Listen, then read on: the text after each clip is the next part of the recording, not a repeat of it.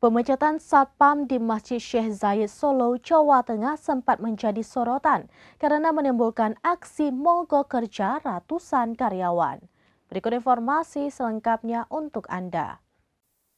Pemecatan Satpam di Masjid Syekh Zayed Solo, Jawa Tengah sempat menjadi sorotan karena menimbulkan aksi mogok kerja ratusan karyawan.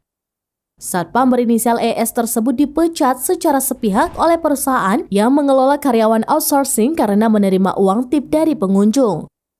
Wali Kota Solo Gibran Rakabuming Raka menyatakan ES telah kembali bekerja dan tidak jadi dipecat.